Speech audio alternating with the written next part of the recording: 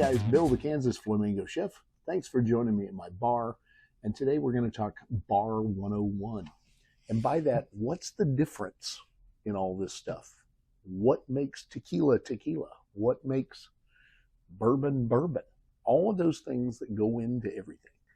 But the first thing that we have to talk about, and I've written down a lot of notes because I don't want to skip over anything really important. But what exactly is alcohol? Well, it's really pretty simple.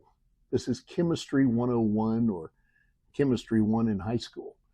When yeast, which is a living organism, a microscopic living organism, eats sugar, it produces two byproducts, and those are carbon dioxide and alcohol. So if we separate the alcohol from the carbon dioxide, we can produce beverages. This is called fermentation, when yeast eats sugar. So we start with fermentation before we have any of this. And most people are familiar with the idea of a fermented beverage, like beer. Beer is about the most simple fermented beverage there is. It's simply a matter of taking malt, grain, rice, whatever you have, a grain product, adding yeast and water, and letting the yeast go to work, dissolving the sugars and creating this carbonated beverage. Now that original product is called wort. Then we take that and we recarbonate it. We force carbonation by adding sugar again in the bottling process. And the end result is a carbonated beverage we call a beer. That's as simple as it gets. Wine is basically the same thing, but made from fruit rather than grain.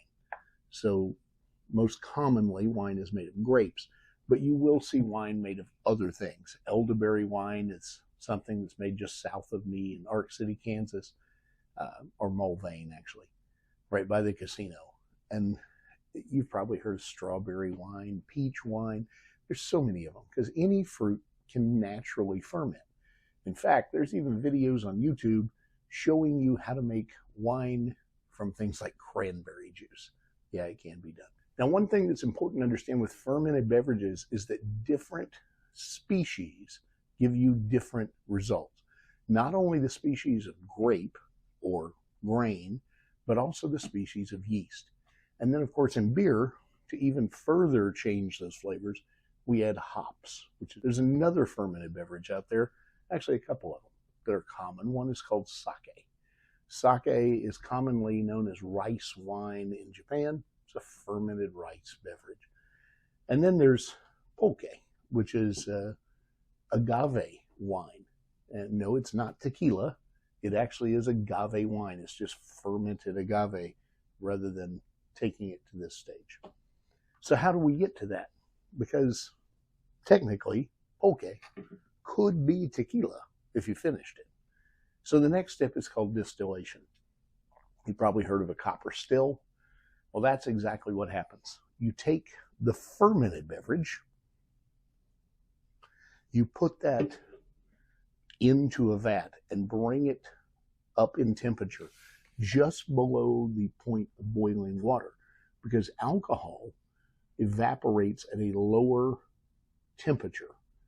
So when that happens, it evaporates, it goes through the copper tube, down the other side, and as it recondenses into liquid, that's pure alcohol. If you distill wine, you get brandy or cognac, which, by the way, is the same thing. Cognac just means that it was produced in the Cognac district of France, thereby being cognac. Apparently, a panther is playing with something. I can hear the noise. These are all cognacs. Notice they're different colors, right? Let's do the aging process, because once this is distilled, this is then going to be barreled and aged to produce these different beverages. Now, there's also a difference in color here for another reason. This is pure white, which means it's made from 100% white grapes grown in the Champagne district of France to produce a champagne white grape cognac, which, by the way, this stuff, if you can ever get if you ever get your hands on a bottle of Hennessy Pure White, not easy to find, but I highly recommend you give it a shot. This stuff's wonderful. This is a very exquisite cognac. These other two are similar in nature. They're both VSOPs, just produced from different distillers. This one is almost impossible to find anymore. It's especially where I live. Nobody's carrying the Davidoff line, which hurts my heart because I do love it. I've got a few bottles left. And then, of course, Remy 1738 is one of the most popular cognacs out there. Exquisite. I picked these. I have others. I just want to show you what happens when you take wine and distill it to get brandy or cognac. Now, brandies, you've probably seen apricot brandy and all these other flavored brandies. Well, I mean, that's just because it's not as high of a quality spirit. By the way, when you distill something, it's called a spirit. But they use flavoring in the process to mature it and give it a different nature and color and flavor. Can't help it. I started talking about it, now I have to have some. So now we talk about rum. So at one time, rum was the world's most popular spirit, especially in the New World. And it's because of where it evolved from. So rum came from the Caribbean, but it was really by accident. This is all made from sugarcane, and it can be made from one of two processes from the sugarcane, two parts. When you spin the juice from sugarcane and you separate it, you get two products. One, raw sugar, and the other is called molasses. Well, over the years of the slave trade, especially in the Caribbean, they were producing so much sugar to send back to the old world that there was an abundance of molasses sitting around that nobody knew really what to do with. And the Creoles like to use it in cooking, but you only use so much. Well, what happens when you leave a barrel sitting out in the sun where it can get wet and yeast can grow? You get rum. Now, obviously, that rum was more of a fermented beverage that was then distilled into the rums we know today, but that's really where it came from. And you can make rum out of either the sugarcane juice, producing a white rum, or you can make it out of the molasses, producing a more medium color rum, and then, of course, barrel it and age it and do whatever you want to with it. That's why rum is such a versatile beverage that you can have in so many crazy flavors and varieties. These are a few of my favorites, but there are so many down here under the bar. I really recommend, if you're going to get into rum, you start with something in the middle, something like an Appleton, where you can get the essences of the molasses. Hi, Panther. Or here, this is Dorley's. It's basically the same thing. It's an XO, a little less money. You'll find that at Total Wine and some other distributors. This, people think that Myers is, quote, cheap college rum. It is not. Myers is one of the most interesting rums on the market. This is true traditional Jamaican black rum, and it is so good. And if you want a really simple cocktail, just take this and Coca-Cola in a glass and go crazy. Let's talk about vodka. So around the 1970s, vodka kind of took over in the United States. And in the 80s, it was everything. Everybody had to have vodka, and by the 90s, bars were constantly coming up with more vodka drinks. It kind of destroyed the bourbon and whiskey market, which is why whiskey is so expensive now, because what happened was they cut back on production so much, and it takes so long to produce this stuff that by the time the demand got back, they didn't have any. So they had to ramp up production, but then you're talking years in the barrel to produce something that's 15, 23 years old, 10 years old, whatever. It made an impact. Let's put it that way. Vodka can be made from anything. And I literally mean anything. So in order for something to be classified as vodka, it has to be what's called a neutral spirit, which means it is technically, now granted, the rules have changed, flavorless, colorless, and odorless.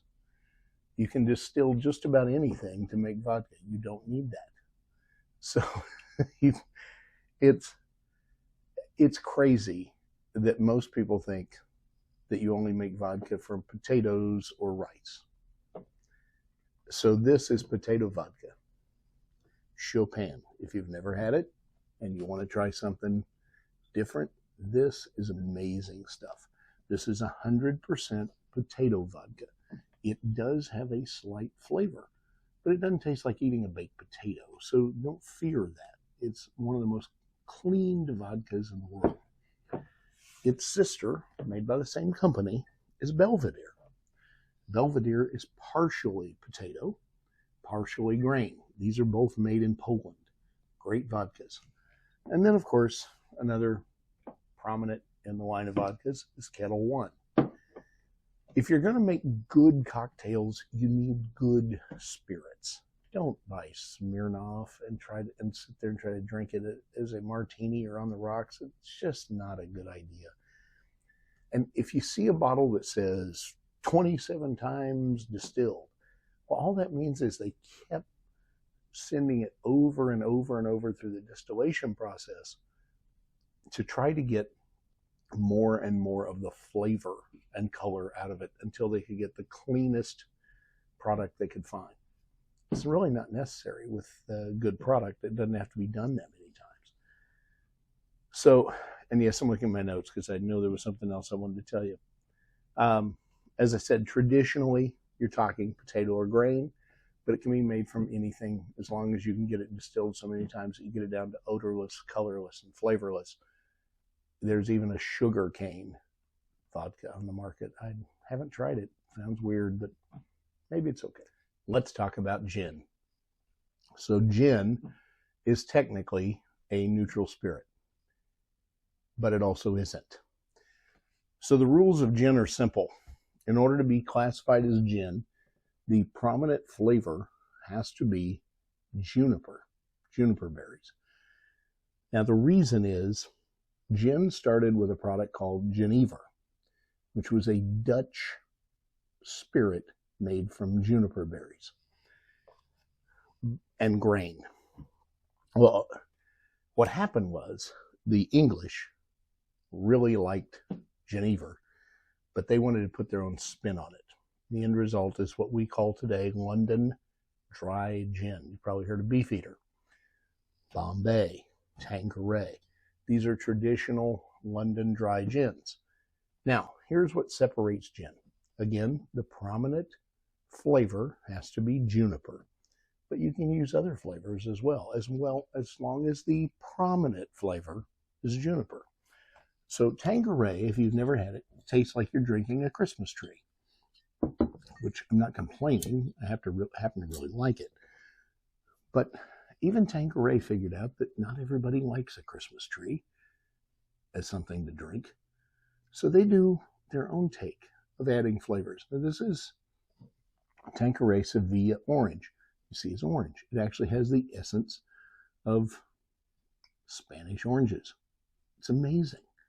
But you don't want to mix this. I mean, maybe a little tonic if you want a little pep to it, but it can be consumed by itself. It makes an interesting martini. Bombay Sapphire is probably my favorite gin. And I know it's not the most expensive gin, but I'm telling you, this is tremendous stuff.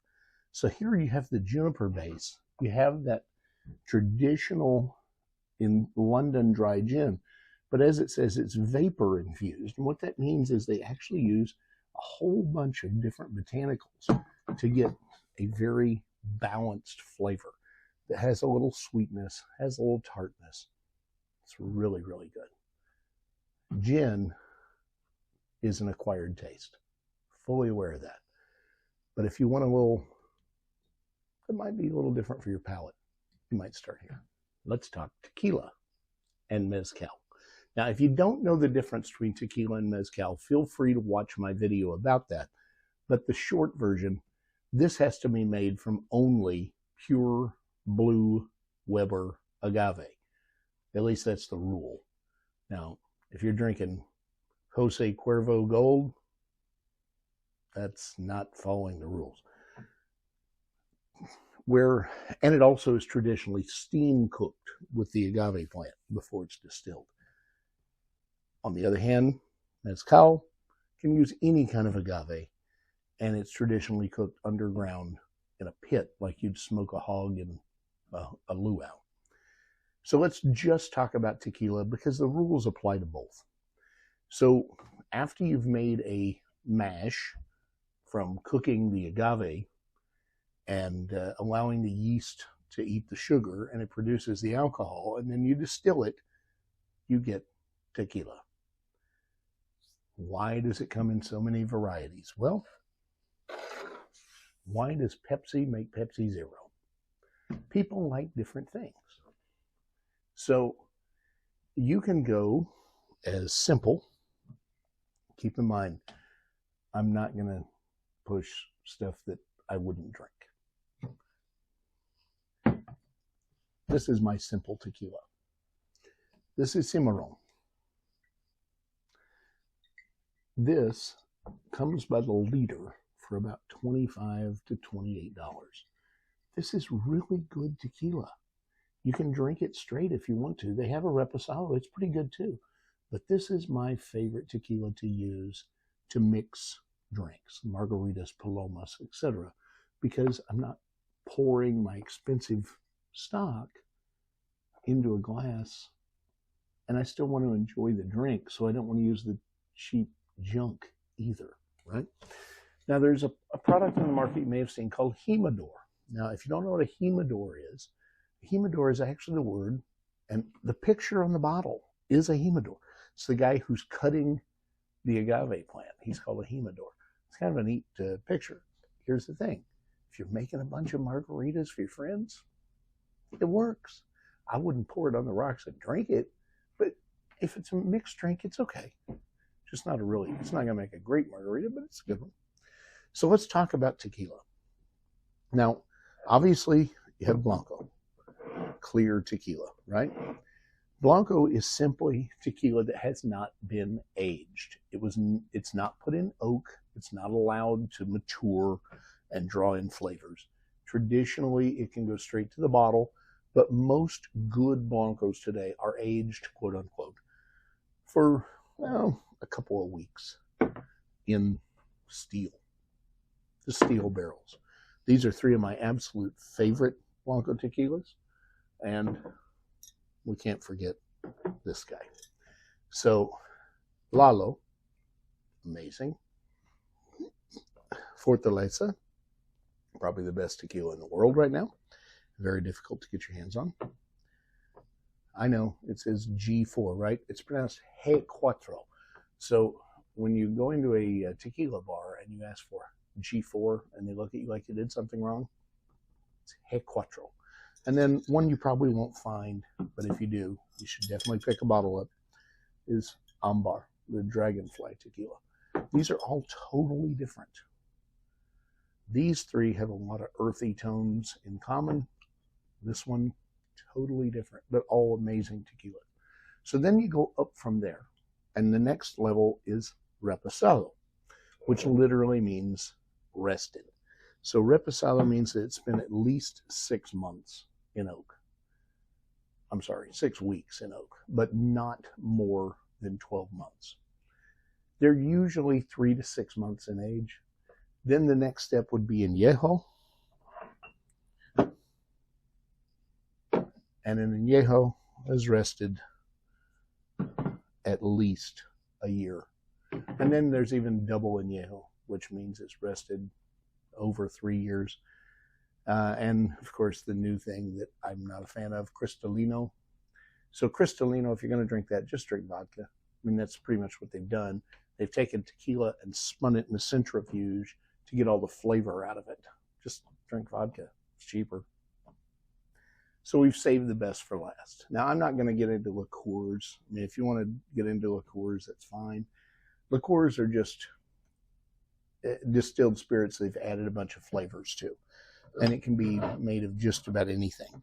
So, like, just as an example, Grand Marnier, this is a cognac liqueur. So it's French cognac with orange. That's all it is. But let's talk about whiskey. Yes, whiskey. It comes in so many shapes and sizes. And it comes in so many varieties and so many flavor profiles. A whiskey junkie loves whiskey. And it's not that we just love to sit around and drink. It's the flavors and the nuances of whiskey.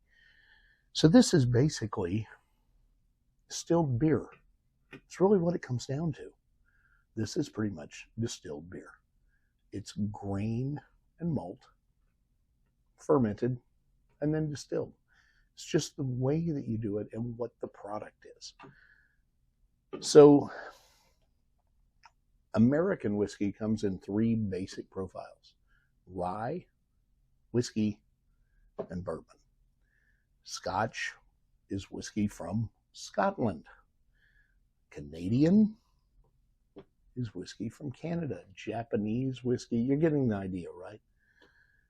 So you have to understand that a bourbon is a whiskey, but not all of these are bourbons. So let's start by eliminating from Canada. Canadian whiskey is traditionally a blended whiskey. It can be made from a lot of different grains. There really isn't a standard as far as the distilling process as to what you're limited to on your mash. So it can be made from just about anything as long as it's a grain-based whiskey. This one happens to be Caribou Crossing. This is a single barrel whiskey.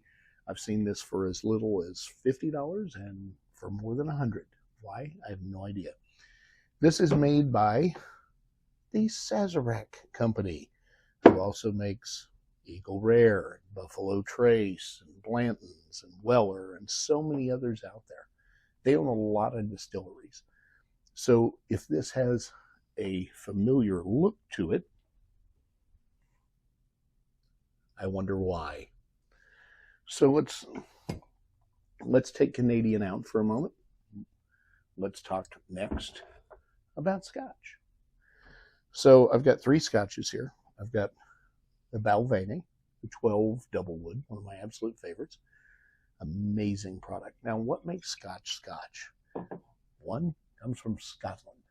2, their process of distilling is different, and also their mash. They use peat moss in their mash, which is why Scotch is referred to as peaty. Higher peat concentrations are going to taste more and more like drinking your neighbor's lawn. If you don't like that grassy flavor, you definitely don't want a high peat Scotch. So I would stay away from things like Lagavulin, for example. You're probably going to be more driven toward a Speyside, a Midland Scotch. That's what these are. It's what I like. This is an extra rare 18 Glenmorangie. Glenmorangie has an essence of orange to it, which makes it unique. And then I also like the Glenfondre, which this is the Caribbean. It's aged in a rum barrel to get you a completely different flavor. So that's how, that's Scotch. Scotch is its own animal. So let's get the Scotch out of the way. So in order to be rye whiskey, the mash must be at least 51% rye. In the case of Bullet, it's 95% rye. In the case of Sazerac, it is straight rye whiskey. So we know it's at least 90%. The last thing I want to talk about is bourbon. It's not the last thing I ever want to talk about. It's the last thing in this video. These are all bourbons. To be bourbon, you have to qualify as bourbon. I have a video on it, explains what it is, but I'll keep it simple and tell you it's 51% corn or more. It's bottled in and produced and bottled in the contiguous United States, the lower 48. And it ages for a minimum period of time, and it must be aged in a charred first use American oak barrel. These are all bourbons. They're all totally different. It just comes down to what you like. And, you know, as you get into higher proofs, they're going to be, for some people, a little less palatable. Stag, one of my absolute favorite bourbons on the planet, made by the Buffalo Trace Company. Very hot, very cinnamony. Then we have Mike Rowe's new whiskey. This is called Noble. I have not opened this bottle yet, so I can't attest to this one. But I did open this one. It is really good. Then we have next here a product that I really like, which is Calumet. This is their 10-year. This is a very, it's a hot bottle. This is 100 proof. It's 50% alcohol. It's really, really nice. And then I have a Yellowstone 101, 101 proof. This is a high price bottle, but these are amazing. And then last but not least, I'm ending with my favorite. For my money, there's not a better bottle of whiskey than Eagle Rare. I hope that something in this has been useful for you. If you have questions, by all means, shoot me an email or a comment on this video, bill@kansasflamingochef.com. My next video in this kind of series is going to be about how to set up your home bar. But I also want to remind you, I'm doing a series right now on the 12 beers of Christmas. Check that out. See you soon. Eat fabulous.